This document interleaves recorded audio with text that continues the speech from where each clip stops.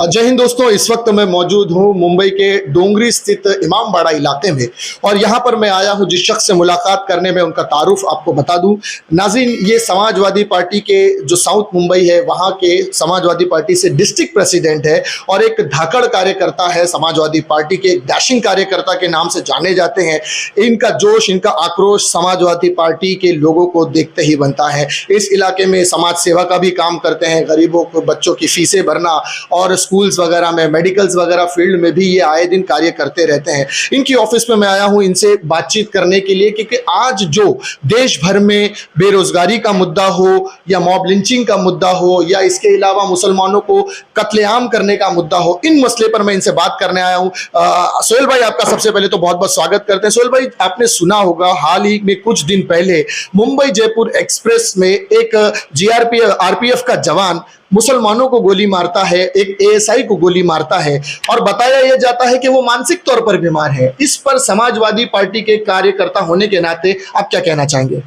मैं समझता हूं कि सबसे पहले तो अपना जय हिंद दोस्तों, और बहुत बहुत शुक्रिया हिंदुस्तान डेली मुझसे आके इधर बात करने के लिए। तो मैं आपको ये जवाब पहला ये देता हूं कि ये जो जयपुर मुंबई एक्सप्रेस वे पे जो ये हादसा हुआ, ये पहली बात तो बहुत ही एक शर्मनाक, दर्दनाक अपना हादसा हुआ। और मैं समझता हूँ कि वहाँ जो कांस्टेबल है जिसका नाम है चेतन सिंह, और उसके एक एएसआई था टीकाराम मीना। तो मैं समझता हूँ कि पहला उसने टीकाराम मीना जी को बोला होगा कि मैं ये करने जा रहा हूँ, और वो शख्स एक पक्का भारतीय होगा और एक बोलता ना एक सच्चा हिंदू होगा, तो उसने उसको बचाने की, उसको रोकने की कोशिश किया होगा। तो इसीलिए उसने उसकी हत्या पहले कर दी। बाद में फिर ये अलग अलग डब्बों पे आप देखो, जैसा B6 में गया, किसको पेंट्री की तरफ मारा, किसको कहाँ मारा, तो आपने तो देखा होगा, न्यूज में सब चल रहा है, मैंने भी देखा, पूरी दुनिया देखी। तो ये इसने जो कुछ किया ये सब बहुत, I think this is a pre planned वो करके उसने मारा। और बाद में उसने हमारे जो आदरणीय प्राइम मिनिस्टर का नाम लिया, हाँ, योगी जी का नाम लिया, और उसको अब ये कलर दे दिया कि भाई समझ गया ना, ये हिंदू मुस्लिम का कलर दे दिया। तो दिस इज लाइक फैब्रिकेटेड। और मैं समझता हूँ कि ये आदमी ने जानबूझकर वो अपना ये ऐसी हरकत की। ये बस ये ऐसा है कि लोगों की मानसिकता में बीजेपी ने सब इन्हें कम्युनल टेंशन इतना भर दिया कि लोग अब समझ में नहीं आ रहा कोई कुछ भी कर रहा है। भाई, इसमें जो 3 मुसलमान मरे हैं उसमें बताया जा रहा है एक लड़का बिहार से मुंबई की तरफ रोजी रोटी के लिए आ रहा था और बहुत गरीब घर का लड़का था, उसके बीवी बच्चे हैं। आज उन बच्चों का, उसकी यतीम बेवा बच्चों का और उसकी बेवा औरत का क्या होगा? क्या स्टैंड लेना चाहिए सरकार को इसके ऊपर? मैं समझता हूँ हमारे जो नेता अखिलेश यादव जी है वो अपना बात करेंगे, अपना तेजस्विनी यादव जी से बात करेंगे, और हम लोग तो चाहेंगे जो भी इसमें जो हादसे में जो हमारे इंक्लूडिंग एएसआई टीकाराम मीना और ये जो 3 जो दूसरे माइनॉरिटी के लोग जो अपना हादसे के शिकार हुए, उनकी फैमिली को जस्टिस मिलना चाहिए। ये जिस आदमी को, चेतन सिंह को, कड़ी से कड़ी सजा देना चाहिए, और मैं समझता हूँ मुआवजा देना चाहिए। उनके कोई भी फैमिली के एक बच्चे को अपना क्या बोलते हैं जॉब देना चाहिए, और रेलवे के अंदर जॉब देना चाहिए। और मैं समझता हूँ समाजवादी पार्टी इसका खुल के इसका खंडन करेगी। इसके लिए जो कुछ है, हमारे जो नेता अबू आसिम आजमी साहब है, मैं उनसे भी अपना बात करूंगा, उनसे भी मेरी इस बारे में चर्चा हुई है, तो हम लोग देखेंगे कि कैसा भी उनको जस्टिस मिले। भाई, दूसरा मुद्दा यह है कि इसके बाद जैसे ही ये वाकया होता है, नू का आपने सुना होगा कि मस्जिद में कुछ दंगाई घुसते हैं, रातों रात फायरिंग करते हैं। एक 19 साल का इमाम जिसकी अभी शादी भी नहीं हुई थी, अभी भी उसने इमामत शुरू की थी। इमाम की तनख्वाह 5 से 7 हजार रुपए होती है। एक ऐसे निहत्ते बेकसूर इमाम का कत्ल कर दिया जाता है, इन दंगाइयों ने कर लिया। इसके बारे में क्या कहेंगे? देखो, ये तो हर चीज जो कुछ हो रहा है सिंस लास्ट 9 ईयर्स, जब तक ये बीजेपी सेंटर के अंदर पावर में है, तो यहाँ I think law and order तो सब खत्म ही हो गया है। बोलते ना, इस टोटल अनार्की चालू है। और मैं समझता हूँ जो हमारे क्या बोलते हैं, जो इमाम साहब का जो जिसकी हत्या हुई, ये जो आरएसएस है, ये इतने सालों से, सिर्फ लास्ट 25-30 साल से लोगों के दिमाग में उनका जो एक ही एजेंडा है, हिंदू मुस्लिम करके, वो एजेंडा लोगों के दिमागों में भर दिया है। हमारे, मैं समझता हूँ कितने हिंदू भाई, देखो पांचों उंगली एक जैसे नहीं है। मेरे आज खुद के बिजनेस के दोस्त लोग हैं, कारोबारी लोग हैं, और ज्यादातर 80% देर ऑल हिंदूज है, लेकिन हम लोग भाई जैसा रहते हैं। मैं उनके त्योहारों में, दिवाली में जाता हूँ, वो मेरे घर पे ईद में आते हैं, तो there is nothing like it. लेकिन कुछ लोग ऐसा, मैं एक छोटा सा आपको एग्जाम्पल देता हूँ। आपने वो कसाब था, वो जो नालायक कसाब जो हमारे देश में आके किया वो अपना ये पाकिस्तानियों के बोलने पे, तो मैं समझता हूँ ये कसाब भी वहां कैसा था, उसको इतनी भूख मरी थी, उसके पास खाना नहीं था, बहनों की उसकी शादी सर पे थी, वहां 1.5 लाख रुपए में वो राजी हो गया। तो वैसे यही जो दंगाई है, ये जो आरएसएस ने जिनको भड़काया, ये किया, ये सब पैसे के ऊपर लेके सब कर दिए। अब आदमी मजबूर में, अब बोलते ना जिसकी मजबूरी वही जाने, लेकिन वो मजबूरी के अंदर कुछ भी करने को राजी होता है। तो ये आरएसएस का एजेंडा बहुत खराब है, ये पूरे देश को तहस नहस कर रहा है और उसमें सख्त से सख्त एक्शन कार्रवाई की जाना चाहिए। भाई आज जैसे कि मुद्दा आपने देखा कि इन चीजों के साथ साथ महंगाई का जो स्तर है, जो रोजमर्रा की जिंदगी में इस्तेमाल होने वाली चीजें हैं, चाहे वो दाल हो, खाने का मीठा तेल हो, या सरसों का तेल हो, या गैस का बाटला हो, एक तरफ तो सरकार दावे कर रही है कि हम लोगों को नौकरी दे रहे हैं और हमारा भारत डेवलप हो रहा है, आए दिन लोगों को नौकरी, लेकिन दूसरी तरफ गरीब जहां खाने के लिए मोहताज था बिना नौकरी के, आज और नीचे स्तर पे जा रहा है। जिस तरह से ये रोज छोटी छोटी चीजों के दाम बढ़ रहे हैं, तो गरीब खाएगा क्या? इस मुद्दे पर क्या कहेंगे?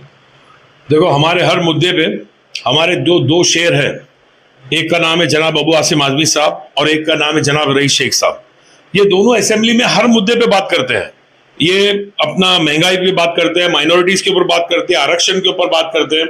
और मैं समझता हूं कि आप देख लीजिए कि अपना बाहर से भी नवाब साहब लोग आते हैं, लोगों को वोट काटने के लिए आते हैं। और मैं समझता हूं हमारे यहाँ जो महाराष्ट्र के भी जो भी हमारे माइनॉरिटी के लीडर्स है, वो भी कोई इस मुद्दे पे कभी कुछ बात ही नहीं करता माइनॉरिटीज के लिए। सिर्फ हमारे दोस्त है। मुझे फख्र है कि मैं आज समाजवादी पार्टी का सिपाही हूं और मैं हमारे नेता जनाब अबू आसिम आजमी के अंडर में मैं काम कर रहा हूं। मुझे बहुत फख्र इस बात का कि वो एक ही आदमी जो सबके लिए बोलता है। और महंगाई की जो बात मैं आप करने जा रहा हूं कि मैं समझता हूं महंगाई की मार है ना, आदमियों की कमर पे पड़ती है। औरतें तो बेचारी घर चलाती है, लेकिन जो महंगा आदमी कमाता है रोजी रोटी, उसकी कमर पे मार पड़ती है। अभी आप देख लो, गैस का भाव 1100, अपना क्या बोलते हैं सिलेंडर, अपना ये अपना टमेटोज का भाव बोलो, दाल का भाव बोलो, सरसों का तेल का भाव बोलो, ये सब दाम इतने बढ़ गए, ट्रेमेंडसली सो हाई, के समझ के बाहर है कि आगे करना क्या, कैसे चलेगा। और कमाई इनकम नहीं है। जैसा कि मोदी जी ने अपना प्रॉमिस किया था कि 2 करोड़ अपना हम लोग जॉब्स देंगे, कहाँ है 2 करोड़? 2 करोड़ जॉब्स का नामो निशान नहीं है। बल्कि जो पब्लिक सेक्टर जो कंपनीज है वो लेफ्ट राइट बेची जा रही है।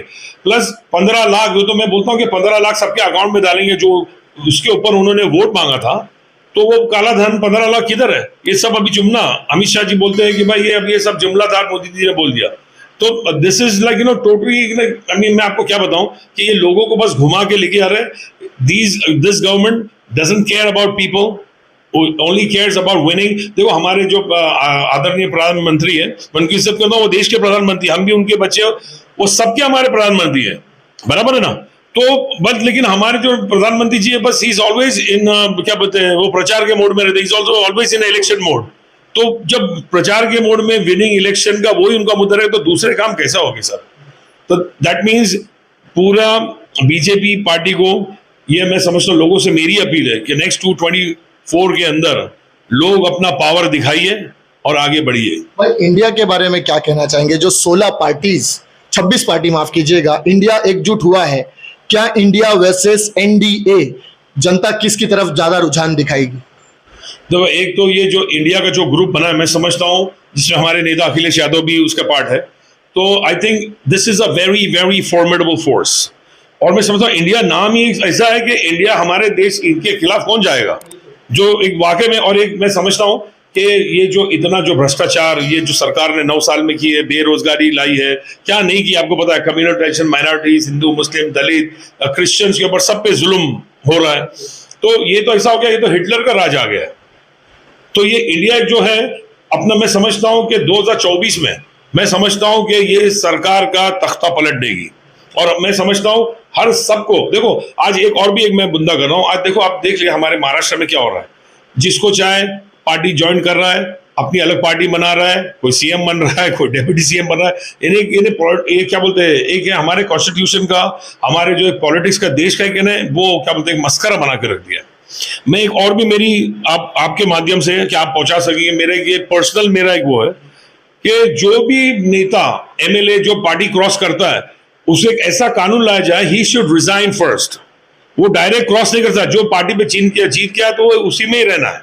Unless he wants to, because see India is a free country, कोई भी पार्टी में जा सकता है। तो लेकिन he has to resign from his party, he has to resign from his post, फिर वापिस से नहीं जाके इलेक्शन हो, बाई इलेक्शन जैसा होता है, फिर चुन के आए या हार गया तो वो जाके क्रॉस कर सकता है। ये लॉ लाना चाहिए।